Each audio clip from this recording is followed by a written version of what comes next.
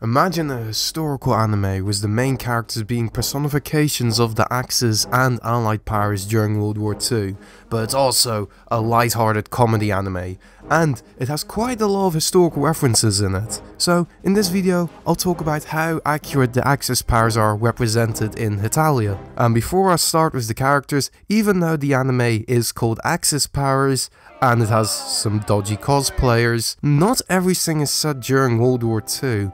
There are plenty of bits that are set all the way back in the 1500s up until the present day. The anime also kind of makes it clear that the countries don't represent a certain government or regime, like whenever they reference an order given by a dictator, for example, they say it was an order from their boss, like when Spain is making loads of roses with his boss Francisco Franco, which seems pretty appropriate for Franco. So the characters represents the country overall, and not really the political bits of that country. Also, whenever a country gets annexed, that character just stays at their house, like with Anschluss when Austria turned into Germany's roommate, or where Russia used to live in a house with all the Soviet states. But with that out of the way, let's start with the characters. I'll first talk about the history of each character depicted in the anime, and then I'll talk about if they're accurate, what historical references they're making, and a bit about the stereotypes and the countries themselves. So let's start with the Hetalia himself, Italy.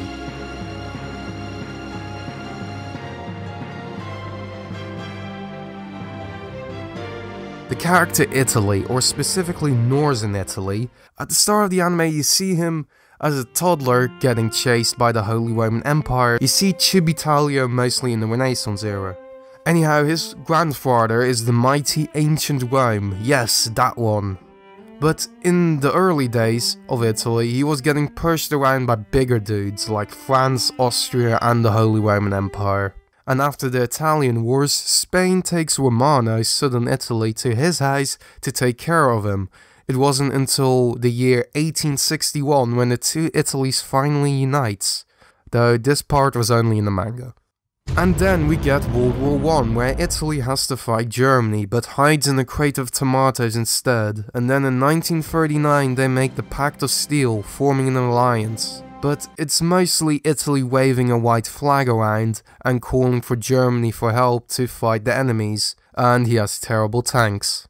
Now, is this depiction of Italy accurate? Well, I guess sort of. Certain Italy was under Spanish influence, and that's why there's a bit of a cultural divide there. And the thing with Italy constantly retreating and asking for others for help is also a little accurate at some points.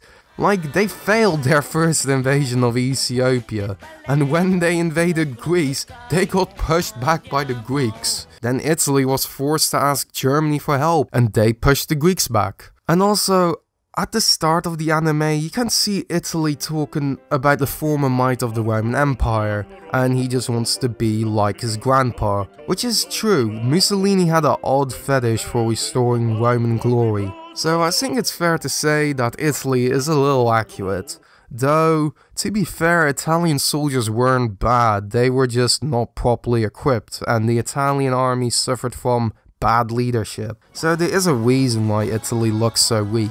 Also, yes, they really had terrible tanks with weird designs. Also, you have the whole pasta, pizza, hand gestures, womanizer stereotype thing going on. So take that what you will from that stereotype.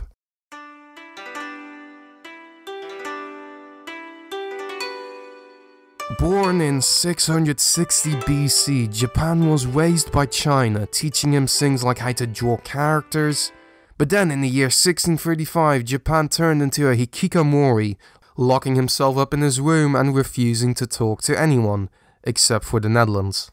But then in 1853, the Black Ships arrived, where America politely asked to open up his country because of the whaling industry, and came to Japan with unreasonable demands. But having no other option, Japan accepts America's demands, and Japan finally leaves his room. Though this part is only featured in the manga, but there's also a bit where Japan shows up to China's house unexpectedly and stabs him with his katana, with having the following scene China crying and saying Japan has changed. and England is looking for a friend to scare off Russia, who is becoming more dangerous. And after being let down by Germany, he goes to Japan in hopes that he might want an alliance. As it turns out, Japan would love to have an alliance with England, but was afraid that he wouldn't be interested. And so then the Anglo-Japanese alliance was formed. And then in 1904 the Russo-Japanese War happens, and Russia, along with the Orthodox churches throughout the country, put a curse on Japan in 18 years, and 18 years later the Great Kanto earthquake struck Japan. And then in 1940 Japan signs a tripartite pact with Germany and Italy, but Japan mostly doesn't really fight alongside Germany and Italy, and he's just often there. So as how accurate Japan is, according to the anime he was born in 660 BC, which is probably a reference to the reign of Emperor Yimu, whose reign started in 660 BC. He was the first emperor of Japan and also supposedly the descendant of the sun goddess. And you also see Japan being raised by China when he was younger, showing him Chinese characters, which is a nice touch to see the past between the two countries. Also, he acted like a hikikomori during its isolation period. It's pretty hilarious. Japan remained isolated until America came and forced to open up. And I didn't know this before, but apparently the whaling industry was one of the reasons why the US wanted to open up Japan, which doesn't really get brought up often. I was also surprised that in the manga it talks about the First Sino-Japanese War, which was the war when Japan took over the Korean peninsula from China, but it can be a bit of a controversial subject, which is probably why it isn't in the anime. Speaking of Korea, there is a Korea character in the manga, but that character definitely is not accurate, and it actually sparked some controversy back when Hetalia was first aired, and they decided to remove the character from the anime entirely to avoid further controversy. And for the rest, it's mostly accurate about things like the Anglo-Japanese Alliance and the Russo-Japanese War, though is a bit superstitious that thing was the Kanto earthquake. Also, you don't really see Japan fight often alongside the Axis guys. Even during the training, he was just in the grass field with a cat while Germany and Italy were training. That does make sense because Japan did mostly do its own thing during World War II, because the Allies really did collaborate with each other quite often. But Germany and Italy were more formally aligned to Japan and didn't really work together that often. But as for the character Japan himself, he does fit the Japanese stereotypes, I guess, introverted, polite and well-mannered. Also, I like the America and Japan clips where Japan and America hang out in the present day, exploring their cultural differences.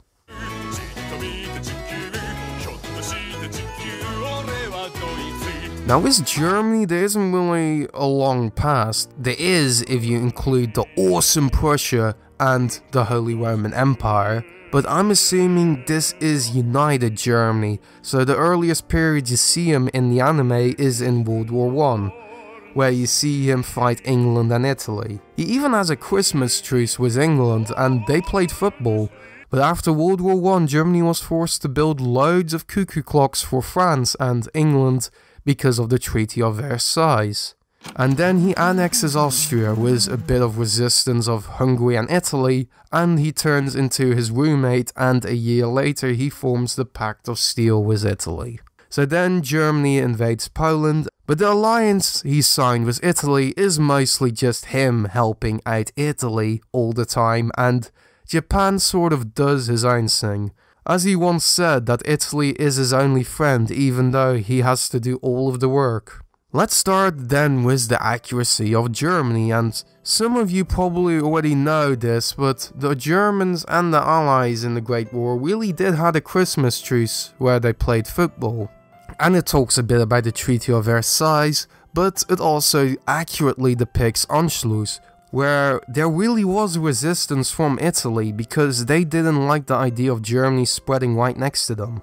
As for Germany himself, as a person that's half German, it does fit the stereotypes: strict, disciplined, serious and really likes beer and sausages. And the stereotypes work, I suppose. To be honest, most of the inaccuracies of Germany aren't really in the anime. Like, the wiki of Hetalia keeps saying that Germany is wearing a Waffen-SS uniform, but he is clearly just wearing a green Wehrmacht uniform. The SS wore quite distinctive clothing because Hugo Boss designed their uniforms. Yeah, fashion and fascism really go hand in hand. And the Wehrmacht had quite a few people that were pretty actively anti-Nazi, and Germany even says that he doesn't like his boss. So if you are cosplaying Germany and you use a Nazi uniform, not only are you quite racist, but it's also pretty ignorant, historically inaccurate, and it's also a shit cosplay because it looks nothing like Germany. But about the anime overall, I think it's mostly accurate about the things it talks about. And even though the collaboration between the European and Asian axis wasn't that big, it is hilarious to see the three personifications of those countries hang out with each other. Though you don't really see much of the other axis powers being an axis power, like Finland and Hungary don't get much screen time as an axis power, and some countries you don't really see often in the anime at all, like Romania, Bulgaria and Thailand.